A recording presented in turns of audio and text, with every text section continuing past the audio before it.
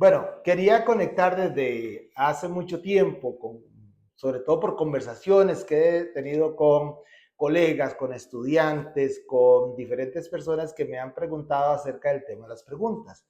Y como en mis seminarios constantemente estoy hablando de la necesidad de hacer preguntas y preguntas adecuadas, pues he desarrollado un módulo que tiene que ver con ellas. Y aquí lanzo la primera pregunta a ustedes. ¿Qué es más importante? ¿La pregunta o la respuesta? ¿Qué es aquello que es más importante para una conversación? ¿El tipo de pregunta que yo hago o la respuesta que me dan? ¿Qué es más importante para un estudiante? ¿El tipo de pregunta que le hace el profesor o la respuesta que le da el profesor? Bueno, esto va a depender siempre de la calidad de la pregunta que nosotros hacemos. Por lo tanto, las preguntas son un elemento maravilloso para establecer conversaciones. Hoy me estoy apoyando acá de una presentación que tengo al respecto y entonces voy a constantemente estar interactuando entre el computador que tengo por acá y ustedes que estarán escuchando esto. Y lo primero que debemos de entender nosotros entonces bajo esta idea que hay muchos tipos de preguntas y esas preguntas también van a tener múltiples tipos de respuestas. Así es que vamos a anclar dos cosas importantes cuando hacemos preguntas. Un tema es que una cosa son las preguntas cerradas y otra cosa son las preguntas abiertas. ¿Qué es una pregunta cerrada entonces? Ustedes se preguntarán, ¿qué es una pregunta cerrada? Bueno, muy sencillo. Esto casi siempre es del común saber qué es una pregunta cerrada. Aquellas preguntas que son sí o no, ¿verdad? Cuando preguntamos a alguien, eh, está lloviendo, por ejemplo, alguien me va a decir sí o no. ¿Está el día soleado? ¿Sí o no? Esas son preguntas que van a tener una sola respuesta, ¿verdad? O perdón, dos respuestas. Es binomial, ¿sí o no? Pero entonces, ¿cuáles son las preguntas que nosotros tenemos que hacer para conversar, tener una rica conversación? ¿Cuáles son aquellas preguntas que a nosotros nos van a permitir explorar detalles de las personas? Si usted, por ejemplo, es un líder de una empresa, le conviene saber esto. ¿Qué tipo de preguntas hacer? Si usted es, por ejemplo, un reclutador, le conviene saber esto, qué tipo de preguntas hacer a las personas que estoy reclutando, que estoy entrevistando. Si usted, por ejemplo, es más bien aquella persona que está en una entrevista, le conviene hacer esto. Si usted es periodista o trabaja en el área de la comunicación, le conviene saber qué preguntar y cómo es el arte de preguntar. Y aquí vamos a anclar este concepto. Las preguntas que más nos sirven son las preguntas abiertas. ¿Y qué es una pregunta abierta? Bueno, aquella pregunta que nos permite desarrollar más la conversación. Y a eso es lo que comúnmente los psicólogos, los coaches y las personas que trabajan con este tipo de cosas llaman preguntas poderosas. ¿Cuál es la pregunta poderosa? La pregunta que es abierta y que permite continuar conversando. Es decir, algo así como que la pelota queda picando, ¿verdad? Y entonces uno puede golpear el balón. Entonces, bajo esta idea, las preguntas que son abiertas siempre nos van a permitir mantener una conversación mayor. Hay algunas cosas que vamos a ver más adelante que tienen que ver con esto, pero vamos a ir como enmarcando esto para poderlo entender. Por ejemplo, si yo quiero hacer una pregunta que invite a una persona a tomar una decisión, la pregunta es, por ejemplo, ¿qué le gustaría conseguir? Estamos conversando y alguien tiene una meta y yo le podría preguntar, ¿qué le gustaría conseguir con esa meta? Si estoy con un trabajador, yo le podría preguntar, ¿usted este año qué le gustaría conseguir este año? Yo mismo me puedo preguntar abiertamente, ¿qué me gustaría conseguir? Eso me está invitando a tomar una decisión. ¿Cuáles metas me he planteado? Esa es otra pregunta abierta que me invita a tomar una decisión. Entonces, aquí vamos a enmarcar aquellas preguntas que están relevantes a la toma de decisiones, ¿verdad? Estas son dos preguntas que están ahí que ustedes pueden utilizar. Preguntas que tienen que ver, por ejemplo, con el estado actual de algo. Con respecto a esta situación, ¿dónde se encuentra usted? Vamos a suponer que mi trabajo es ser un nutricionista y de pronto estoy conversando con alguien sobre el estilo de comida que tiene que llevar y yo le pregunto, bueno, con respecto a lo que usted está comiendo, ¿cuál es la situación actual? Con respecto a esta meta de bajar kilos, ¿cuál es la situación actual? Y entonces la mente de la persona va a comenzar a elaborar una respuesta, pero ve que todo parte del tipo de pregunta que estoy haciendo. En este caso, lo que quiero es llevar a la persona de una situación actual, posiblemente una situación futura, pero tengo que hacerlo a través de la pregunta correcta. Por ejemplo, uno podría decir, del 1 al 10, dígame cuál es la situación actual de esto que estamos viendo. ¿Cuáles son las características de la situación actual? ¿Verdad? Estas son preguntas que siempre están enmarcadas dentro del contexto de estamos aquí hoy, pero con respecto a donde estoy hoy, yo, ¿qué es lo que quiero lograr? ¿Verdad? Entonces, tantas cosas se me pueden ocurrir o que podemos hacer dentro de una conversación, pero estas son preguntas típicas. Tenemos preguntas, por otro lado, que nos llevan a plantearnos opciones, por ejemplo. Y, por ejemplo, con respecto a esta meta, ¿qué opciones tienes? ¿Verdad? Con respecto a esto que me estás comentando, ¿cuáles son las opciones? Con respecto a este problema que has planteado, ¿cuáles son las opciones que tenemos? Si estamos trabajando desde el punto de vista del liderazgo y estamos trabajando con equipos, lo importante es decirle al equipo, bueno, con respecto a esta meta que tenemos, con respecto a este problema que estamos visualizando, ¿cuáles son las opciones que tenemos? Entonces, ¿qué es lo que va a pasar acá? Que nuestra mente va a comenzar a crear soluciones, pero ¿a partir de cuándo? De la pregunta correcta que he hecho. Otra pregunta para ver opciones son, por ejemplo, ¿cuáles son las alternativas que existen? Bueno, ya tenemos esto, pero ahora, ¿cuáles otras alternativas existen para resolver este problema? Entonces, de pronto, los equipos o las personas, o estamos en una conversación de un café y como decimos, la persona se quedó encrochada y de pronto salta la pregunta. ¿Y cuáles son las opciones que usted tiene para resolver esto? Y comenzamos a crear ese baile neuronal, ¿verdad? Y a generar todo ese nivel de pensamientos, a revolver nuestra mente para encontrar soluciones. Pero de nuevo, todo parte de una pregunta bien hecha, ¿verdad? De ahí el cuidado que hay que tener a la hora de hacerlo. Preguntas que más bien me llevan a ver las posibilidades que yo tengo, ¿verdad? Recordemos una máxima que a mí me gusta mucho usar: el futuro tiene todas las respuestas. Entonces, en la medida que yo pueda ver posibilidades que están en el futuro, yo podría obtener respuestas. Entonces, por ejemplo, yo podría preguntar, ¿cómo sería todo si este conflicto no estuviera presente? ¿Verdad? ¿Cómo sería todo, por ejemplo, si el dinero no fuera el factor que impide llevar este proyecto? ¿Cómo sería todo si esto que me estás contando, cualquier problema X, no existiera? ¿Verdad? Y entonces, lo que quiero llevar a la mente es a generar posibilidades, a crear un ambiente que yo pueda salir de esa situación. ¿Con qué recursos, por ejemplo? Yo podría preguntar, ¿con qué recursos te gustaría contar? Alguien llega y me dice, mire, eh, yo quiero estudiar, pero sé que me hacen falta algunas cosas. Entonces yo le podría preguntar, bueno, ¿y con qué cosas te gustaría contar? Alguien podría llegar y decirme, mire, yo lo puedo solucionar, pero no tengo todo a mi mano. Bueno, ¿qué cosas son las que usted necesita para llevar a cabo ese proyecto?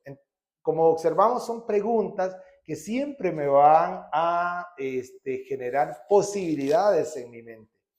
Una pregunta que a mí me gusta mucho hacer es, por ejemplo, ¿qué pasaría si quitamos el miedo en este caso? En muchas conversaciones suele suceder que hablamos mucho del miedo. Es que yo tengo miedo de hacer esto, es que podría pasar tal cosa, es que, ¿verdad? Y entonces la persona comienza de alguna manera a justificar no hacer algo o el equipo comienza a justificar no hacer algo porque tenemos temor a hacerlo. Bueno, ¿qué pasaría si nosotros quitamos el miedo de hacer esto? Eso es una pregunta que me gusta mucho porque de nuevo nos puede llevar a crear posibilidades.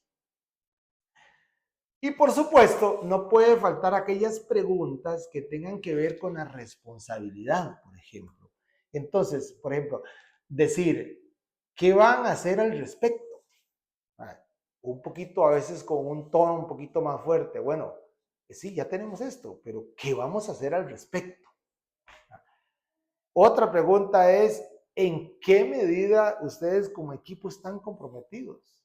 En muchos casos conversamos y las personas siempre hablamos de metas, de cosas que queremos hacer y en muchos casos estamos muy vinculados hacia el futuro, hacia el mañana o hacia cosas que son vinculadas en sueños, ¿verdad? Y de pronto alguien salta y te hace una pregunta y te dice, ¿en qué medida estás comprometido con eso? Yo, por ejemplo, digamos, cuando trabajo con emprendedores, normalmente les digo, piensen que si ese emprendimiento que tienen es un niño, es su hijo, ¿en qué medida estás comprometido con el negocio? ¿En qué medida estás comprometido con el negocio como si fuera un niño? Entonces, estas preguntas lo que están haciendo es creando responsabilidad en cada uno de nosotros. ¿Cómo vamos a mejorar las habilidades para mejorar la próxima vez que nos reunamos? ¿Qué cosas tenemos que mejorar para la próxima reunión? ¿Qué cosas tenemos que mejorar cuando lancemos la próxima campaña? ¿Qué cosas tengo que mejorar para poder alcanzar mis metas? Aparte, tenemos las preguntas que ya tienen que ver con tomar acción de las cosas. Por ejemplo, ¿qué cosas tiene que incluir en este plan? Ya, vamos, supongamos de que mi plan es bajar 5 kilos de peso. Bueno, ¿qué cosas tiene que tener ese plan? Además de la alimentación que tengo que modificar, pero ¿qué cosas, qué hábitos tengo que cambiar? Esa es una pregunta que cuando la hacemos, las personas normalmente lo que buscamos es a tomar acción sobre las cosas. Si yo le pregunto a usted con respecto a esa meta, ¿qué cosas tiene que tener ese plan? ¿Cuáles son las 5 cosas que debe tener ese plan? Entonces la persona comienza, sí, debe tener esto, esto y esto. Es una pregunta que me está llevando a tomar una decisión, que me está llevando a tomar una acción. ¿Qué pasos serían necesarios incluir aquí para cumplir ese objetivo? De nuevo, es una pregunta que va vinculada a la acción. Hay preguntas que son muy importantes porque a veces nos quedamos enclochados y decimos, no, es que la verdad es que no se me ocurre nada, la verdad es que yo no sé cómo hacerlo, pero si alguien me pregunta, ¿qué es lo que impide dar ese paso? Podría ser algo muy personal. ¿Qué es lo que impide dar ese paso? ¿Qué es lo que se interpone en el camino para tomar una decisión? Estas son preguntas que van completamente a lo interno, que atacan directamente en nuestro córtex frontal, por lo tanto nos hacen conscientes de las cosas que estamos viviendo y nos permite encontrar soluciones. Estas preguntas lo que van a hacer es siempre revolcar cosas que están en nosotros o que están en los equipos y que nos permite siempre encontrar soluciones. Son muchos los casos en que las personas nos encontramos justificando cosas, pero tal vez es porque no nos hacemos la pregunta correcta o porque tal vez alguien no nos hace la pregunta correcta para encontrar la solución que se requiere en su momento. Por lo tanto, con esta explicación ya han visto ustedes que preguntar es un arte. Es un arte que no se aprende de la noche a la mañana. Es un arte que tenemos que ejercitar como todas las cosas. Es entre más yo elabore preguntas, en esa medida yo comienzo a ejercitar este arte. Por supuesto, no podemos dejar cosas de lado. Las preguntas siempre hay que darles espacio. Y ya lo vamos a ver más adelante. ¿Por qué tenemos que darles un espacio? Porque la pregunta, el cerebro tiene que razonarla, tenemos que permitirle a la otra persona procesar qué es lo que le están preguntando para que así pueda responder. Por lo tanto, ojo a este concepto, nunca hay que hacer preguntas en racimo. ¿Qué es una pregunta en racimo? Hacer dos preguntas seguidas. No, ese error lo veo constantemente y con el cariño, como digo yo, a mis amigos periodistas, muchos de ellos cometen esos errores, ¿verdad? Constantemente ustedes lo pueden ver, sobre todo periodistas deportivos que le preguntan dos veces, hacen dos preguntas a una persona que les está contestando, entonces adivinen qué, eso que ustedes están pensando. El cerebro va a elegir una, ¿cuál? La que más le conviene. Y la otra o no se la va a contestar o le va a decir, mire, ¿cuál fue la otra pregunta? Observen esos detalles y se darán cuenta por qué es importante no hacer preguntas en racimo. Preguntas en racimo es hacer dos preguntas seguidas, una de la otra, sin dejar pausa. ¿Por qué hay que dejar pausa? De nuevo, este error también suelen cometerlo mucho los profesores, los educadores. Preguntan al alumno dos cosas o hacen una pregunta y no dan el espacio. Juan, ¿de qué está compuesto, no sé, cuáles son los elementos del polvo de estrellas? Juan se quedará encrochado porque no tiene esa información. Y si la tuviera, él tiene que procesar la información. María, dígame cuáles son las 11 capitales más importantes del mundo. Y María se queda encrochada, no sabe. O le preguntamos, José, ¿cuánto es 43 por 43? Y José no tiene esa información. ¿Por qué? Porque es una pregunta que no se le está dando el espacio para hacerlo. Por lo tanto, esto me lleva a otras cosas. No tengan temor de hacer silencios. Hagan la pregunta y hagan un silencio. Hagan la pregunta y hagan una pausa para elaborar, para que la otra persona pueda elaborar. Tengan siempre esa deferencia, como digo yo, con respecto al otro. Pregunten, pero denle una oportunidad, hagan una pausa, no teman al silencio. El silencio también nos dice cosas. Y en muchos casos se hace la pregunta, si la pregunta es correcta y no se contesta, ese silencio de la otra persona también nos está diciendo cosas. Hay algunos detalles que a mí no me gustan. Por ejemplo, no me gusta el preguntar por qué. Y no lo hago y no me gusta porque el por qué siempre tiene una justificación. ¿Por qué llegó tarde? Porque había muchos carros, el tránsito estaba muy pesado. ¿Por qué usted no ha dejado de fumar? Porque es que vea, yo paso demasiado estresado por tantas cosas. ¿Por qué a usted no le gusta leer? Porque es que yo no adquirí el hábito. Ven que cuando ustedes hacen la pregunta usando el por qué, el cerebro de una vez va a generar una justificación al por qué. Me gusta más, ojo, que la cambiemos al para qué. Al para qué, porque el para qué nos lleva a otro lado, ¿verdad? O tal vez otra pregunta es, ¿qué te puede hacer sentir tal situación? Si yo le hago una pregunta a una persona y le digo, ¿por qué usted llega tarde? Me da una justificación. Pero si yo le cambio una pregunta y le digo, ¿cómo te sientes cada vez que llegas tarde? Si yo le digo a una persona, ¿por qué usted tiene tan baja responsabilidad? La persona me va a dar miles de justificaciones. Pero si yo le hago la pregunta, ¿cómo se siente usted cada vez que es irresponsable? Esa pregunta va a revolver nuestra mente en un estado consciente y me va a permitir la transformación. De tal manera que siempre hay que tener cuidado con el tipo de pregunta que estamos haciendo y con quién las estamos haciendo. Hay otras preguntas que más bien pueden ir hacia buscar cosas que están escondidas, ¿verdad? Que están en otro lado que no las logramos ver nosotros, o sea, no están tan fáciles de ver y necesitamos ir un poquito más adentro para indagar, ¿verdad?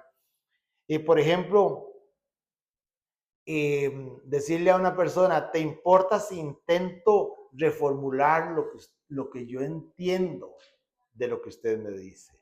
Y entonces a la hora de reformularlo puedo entrar un poquito más adentro, ¿verdad?